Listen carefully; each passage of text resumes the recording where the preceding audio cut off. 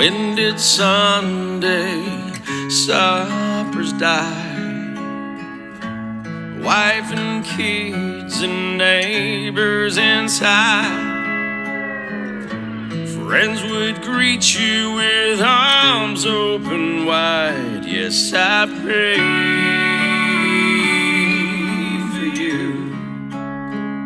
Yes, I pray red, white, and blue. Sing a song every day that brings a smile to every face. Sing a song that lets love in. I have a dream that we could be all that God made us to be. These simple words let us begin. God bless America again.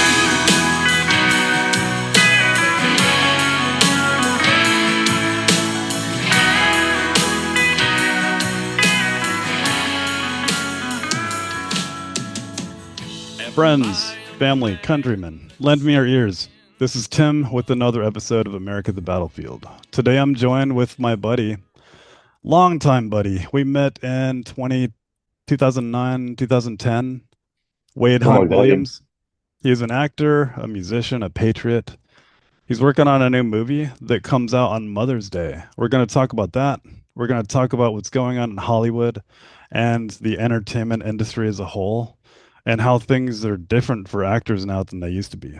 Without further ado, Wade, what's up, buddy? Hey, buddy. It's good to see you, man. Thank you for having me on. Thanks for coming. Absolutely, man. I'm excited to talk about this new movie, Greek Mothers Never Die, opening on Apple TV this coming weekend, Mother's Day weekend, 2025. Yeah. Excited about that. I'm excited to talk to you about Hollywood and the demise of Hollywood and the possible restructuring of Hollywood. I'm not there anymore. I spent 20 years in Hollywood. I'm glad you got out of that bubble. I did. I'm very grateful.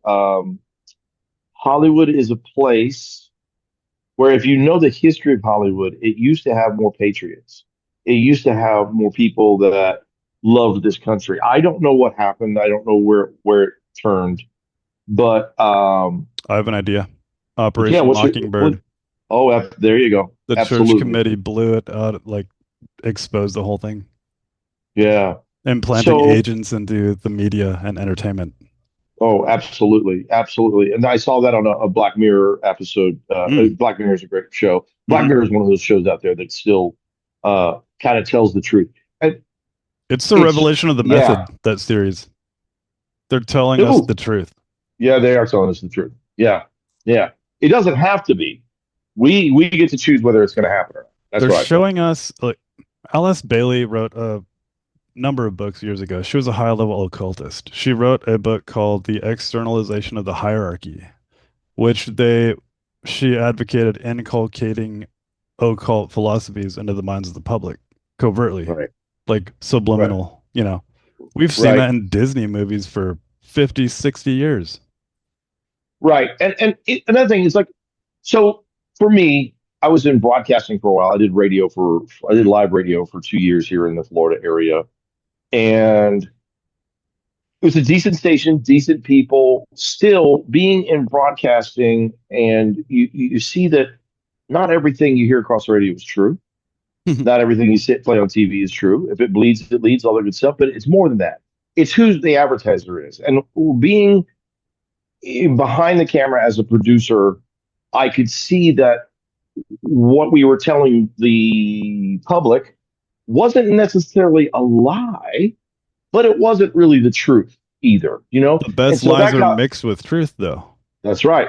And so that got me thinking how much, and this is like pre-Trump and a long time ago before any of that stuff. So it just got me thinking how much more is being, manipulated. And you see it all the time, especially with our current president. And you wonder why things got so bizarre. And I'm assuming your audience is for, but I'm not going to say for or against, because I'm just going to keep myself as an actor and not try to convince anybody of anything. But our current president there's a thing around him where you say his name to some people and they go crazy, and you like wonder why. And then you go back and you watch.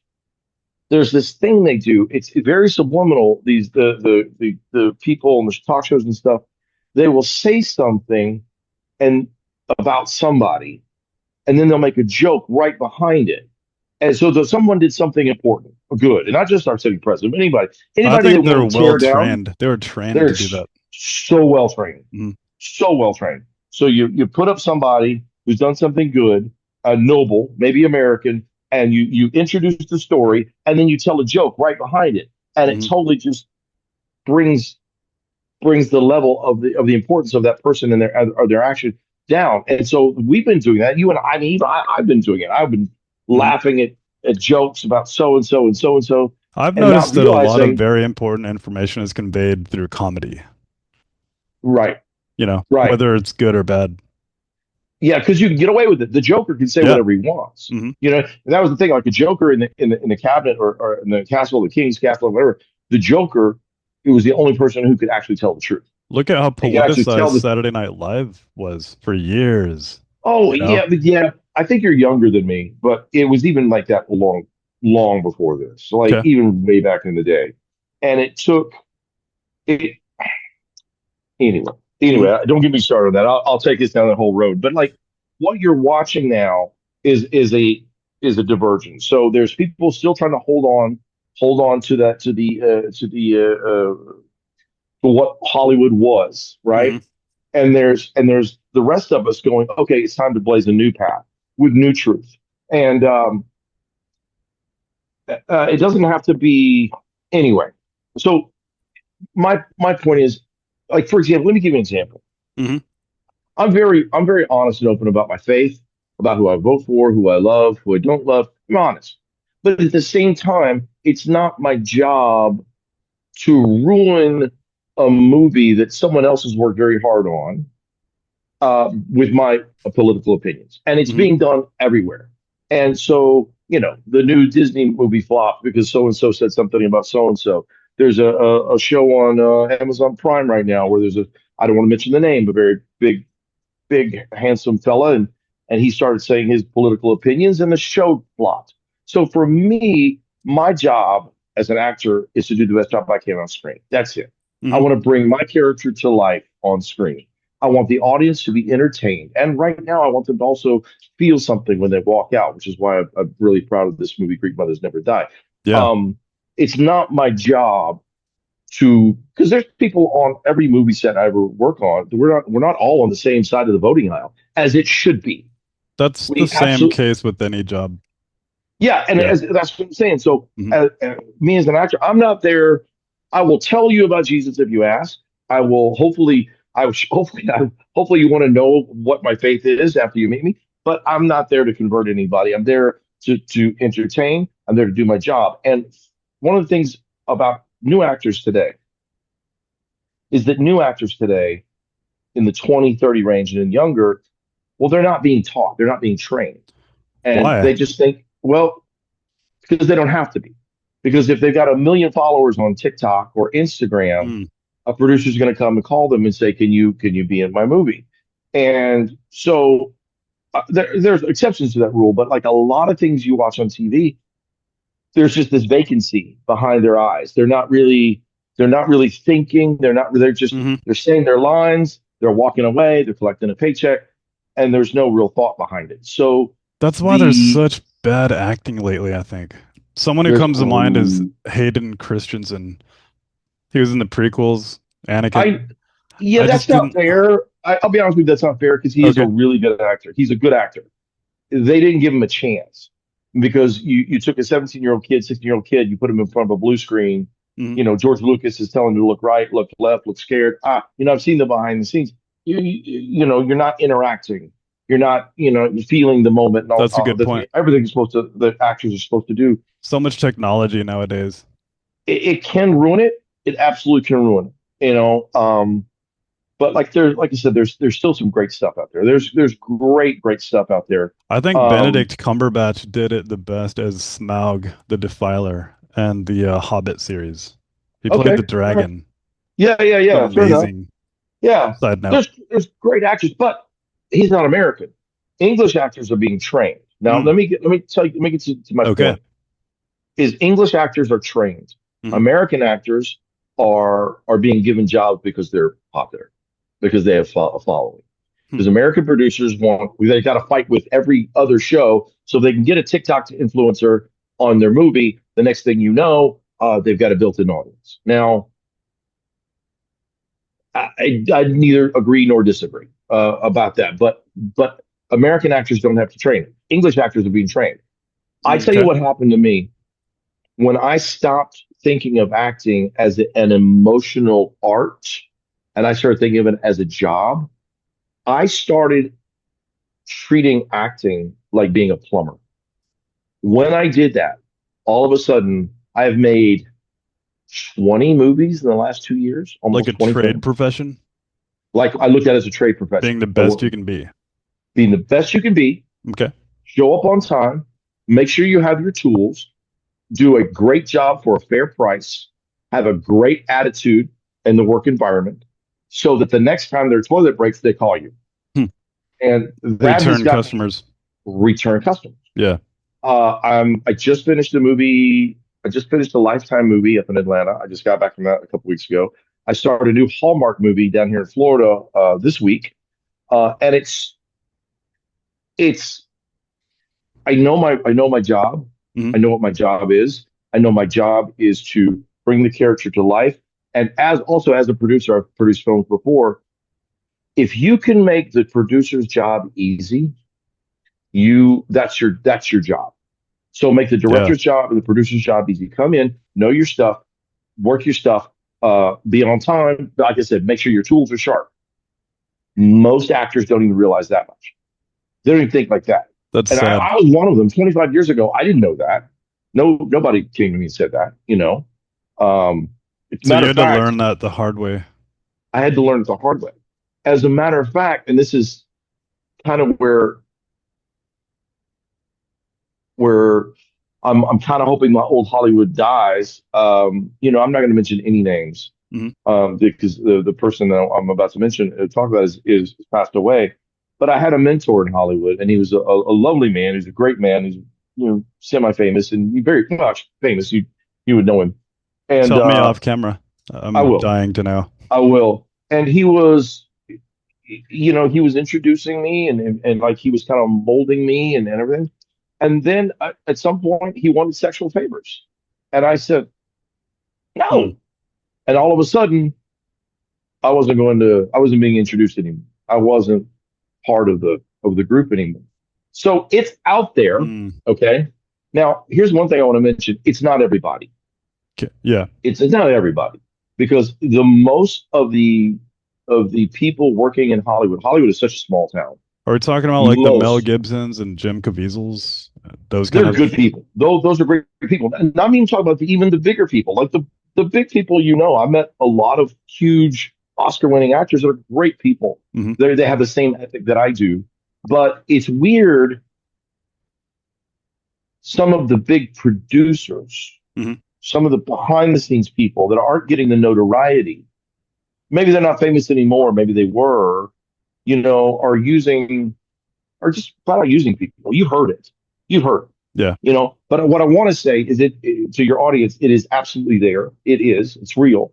But also what I want to say is that it is a few big bad apples, but the majority of the working actors, producers, line producers, screenwriters, directors in California and LA are good people and they're not, you know, disgusting perverts. That's Uh, refreshing to hear, honestly, yeah, yeah, because it's mostly true. we hear about with all Harvey these, Weinstein's, yeah.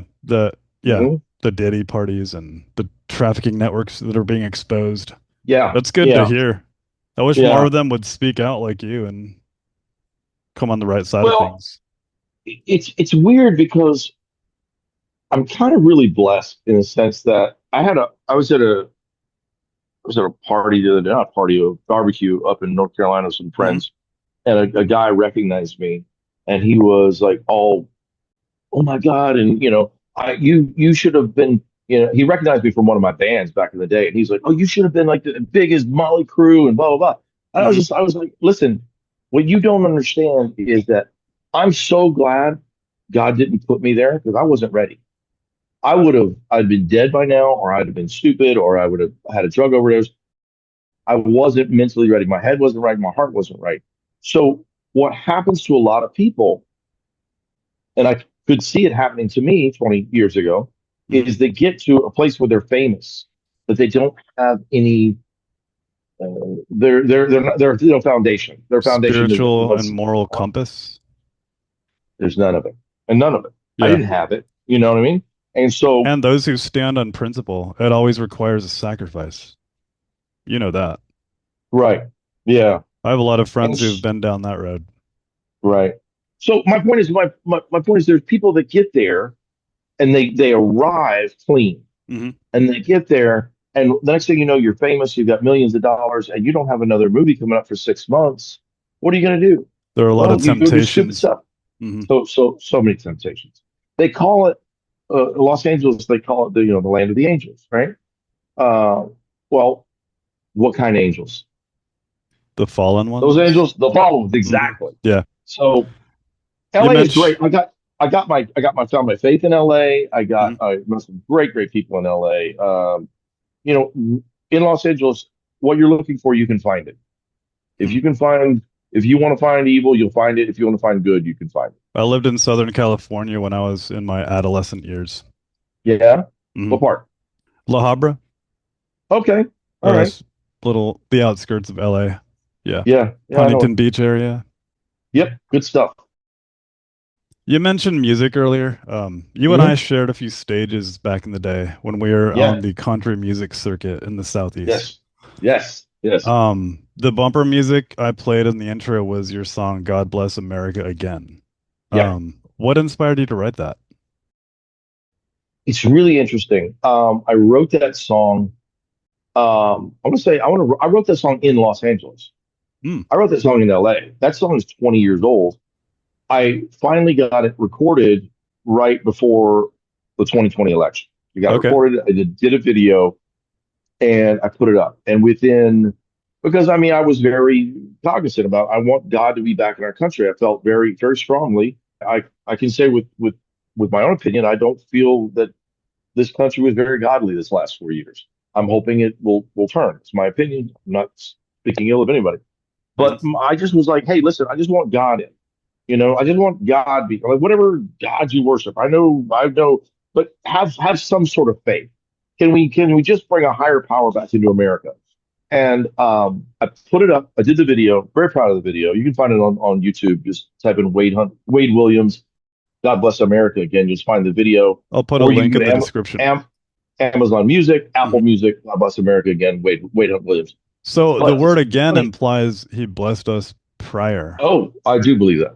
I believe that. I mean, how can you not? How can you have such a rich and beautiful country? We invented the telephone, we invented the airplane, we invented the television, we invented, like, how do you have this much? Our wealth Um, has ex- uplifted e- hundreds of nations around the world. exactly. And so I want it has to be, because people have a belief system, Mhm. right? You know my belief system. My belief system is that God is God, and He sent Jesus to make sure that we understood God is God. We'll get into that. That's my personal opinion. But here's the interesting thing: I put up the video. Mhm. Within a few hours, it had 17,000 views. Awesome. That was 4 years ago. Mhm. Watch this. You look at it now. There's about 13,000 views. Oh, so they're shadow banning it. They're shadow banning it Yeah. and they're taking views off. And Mm. I even talked to a friend who who works in marketing. He's like, yeah, if you do anything with America, this is 3 years ago, 4 years ago. Do anything, say anything about America, anything, Jesus, God, anything, they just toss it. It goes in an algorithm way down there next to the toilet paper. Do you know who the So media analyst, conservative media analyst Mark Dice is on YouTube? yes, His I've heard of him. viewership was And spiking up, and now it completely flatlined at 1.9 million subscribers. right, It's not which going up is at all. it's asinine, completely, Yeah. ridiculous.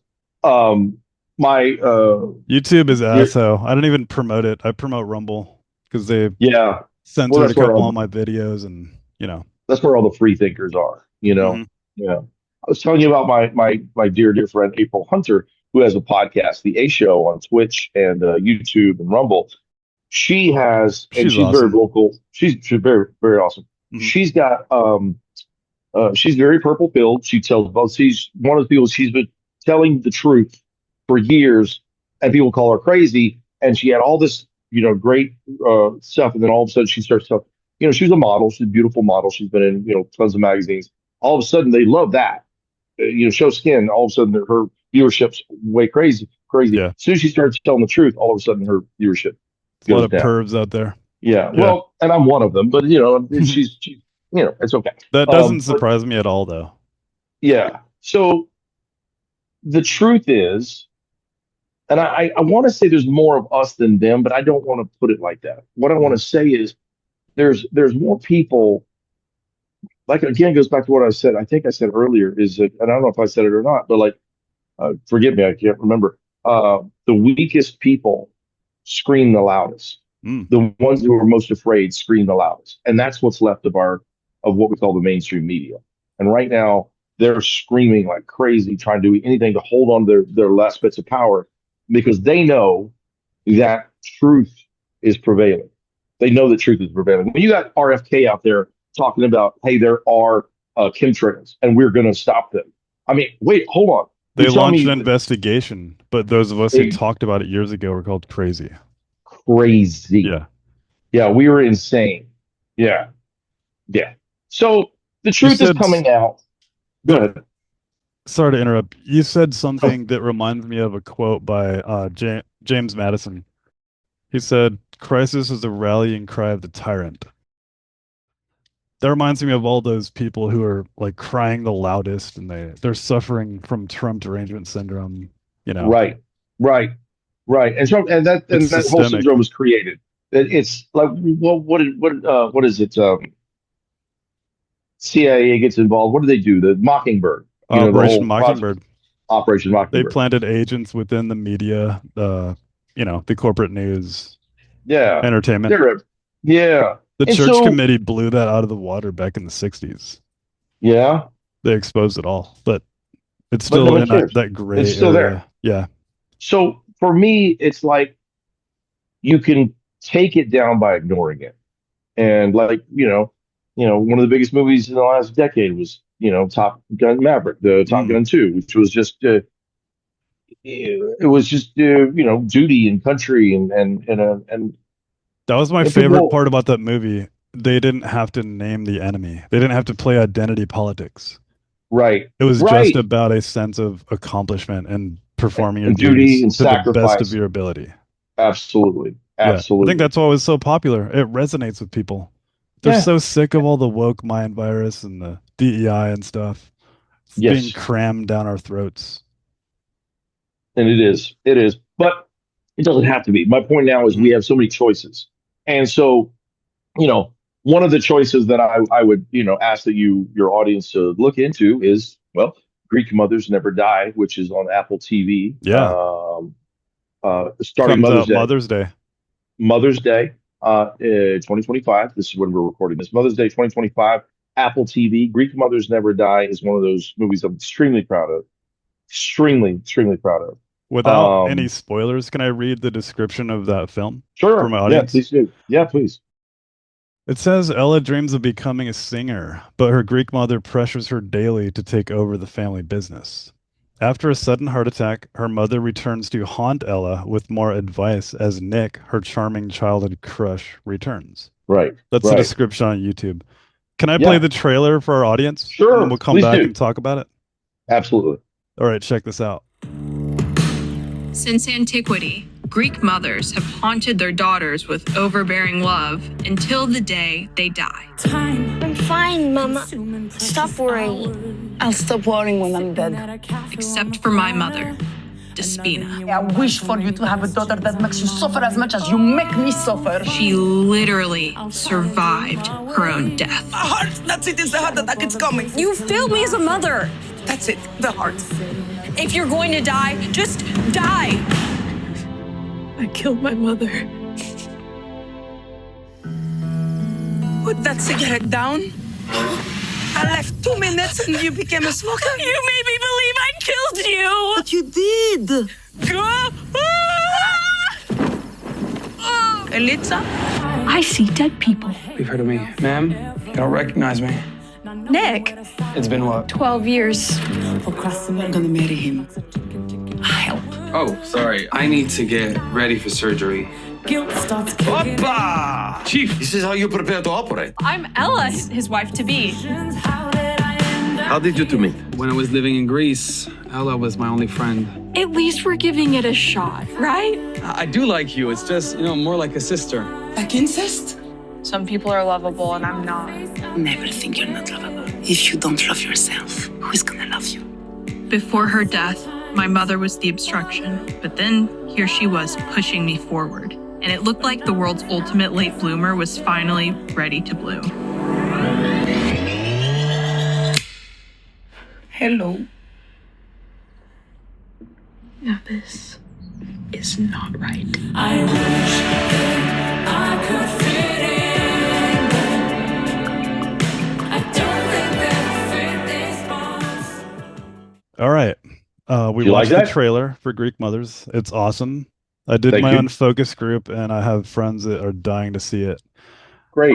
Wade, in a previous conversation, you mentioned to me that your role in that movie was actually written for someone else. Can you tell us about that? It's really, really crazy, and it's such a cool story. And it goes back to what we were talking about, just knowing your craft. Mhm. I auditioned for a different part than the part that I got. The part that I got was originally written for Olympia Dukakis. Wow. Olympia Dukakis was a friend of Rachel, our director and writer and star. She's amazing. Mhm. Wrote it for her. She was attached to it. Obviously, she passed away. And then they had another woman cast in my role. And my role, I mean, it's not a secret. My role is I'm the chief of a hospital, and a very Greek hospital, very Greek person. So I did an audition for something else, and the producers kept calling me back. The role went to somebody else, and they're like, "But we need you in this movie." And what I'm going to do, Rachel said to me, I'm going to rewrite this part that was written for Olympia That's cool. for a male role. So it's extremely cool, and it's a credit to them for being open and being risky and like, hey, let's do this Cherokee guy to play a Greek guy. Again, that Hospital goes back hospital. to your statements on honing your craft and being the best, and people want to Exactly. work with you. Yeah, exactly. Just be good. Mhm. Just be good. Because in all honesty, if I've got a good plumber or a good electrician, I don't care who they vote for. I don't care. You know what I mean? I don't care. Yeah. I don't care who they love. I don't care. Just be good at your job. Just be good. That's They're a it. master at their craft. Yeah. So I was very, very pleased. They rewrote the whole script Mhm. so that I could be in the film. I'm very, very blessed.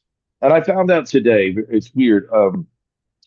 It's also playing, if you're in the Tampa area this weekend, Mother's Day weekend, it's playing at Cinema 6 in Newport Richey, which is right down the road from Tarpon Springs, which is the Greek area here in Tampa. Awesome. It's a place I hung out there for about 6 weeks, and I just listened to people talk. So for 6 weeks I listened to people talk, and that's the way I could get the Greek accent. So I ordered so much baklava. It's crazy. Very, very, very good. And that's all I did for 6 weeks is I would just sit there and listen to people talk. That's so pretty right good. here, Tarpon Springs, Tarpon Springs, Cinema 6, Newport Richey is playing this weekend, Friday, Saturday, and Sunday. Nice. Wade, you've mentioned your faith and your walk with God and your belief in Jesus. Mhm. I'm going to indulge my favorite movie you've ever done is The Investigator. I have a hard copy. It came out in 2012. Can you tell our audience about this? Because it's so awesome. It's really cool because it's a true story. Mhm. It's based on a true story. It's Ray Romano's brother who wrote the film, and I play the character that is Ray Romano's brother. So Ray's not in it, but it's a kind of a semi-fictionalized version of Ray and his brother. So Ray's brother, if you ever watched Everyone Loves Raymond, you know how Yeah. Ray's brother was a cop. Well, his real brother is a cop, and his name is Richard Romano, and he wrote this story about his faith and losing his faith in a series of just horrific things. Lost a child, lost someone else died. It was just lost his job, and so he thinks, well, there is no God, and it just goes through this Job like thing. And this is all real. This is what I love playing about this character, this person. It's not fake. It's all real. As a matter of fact, once you watch the movie, I'll tell you off screen that it's actually grittier than the movie itself. It's Wow. actually darker, but we wanted to not, make it, we wanted to scare people off. I So loved how the Richard, students compelled you to open an investigation. yeah, yes, Can I read the yes, description? please do. This is Absolutely. my favorite. When a drug bust goes tragically wrong, Police Sergeant James, help me with the last name? Buonacore. Buonacore. Police Buonacore. Sergeant James Buonacore is forced to quit the job he loves.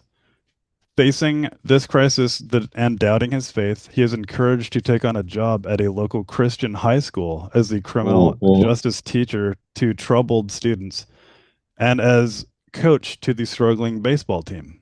Just when James is thinking of giving up, a student challenges the detective to begin the investigation that will change all their lives forever, an investigation into the existence of Jesus Christ. Yep. Yeah. Awesome. I love that movie. It's a good movie. It's a good Mhm. movie. Yeah, it was my first movie back from like a 10-year hiatus. So I was making movies and then I took some time off and I tried to find myself.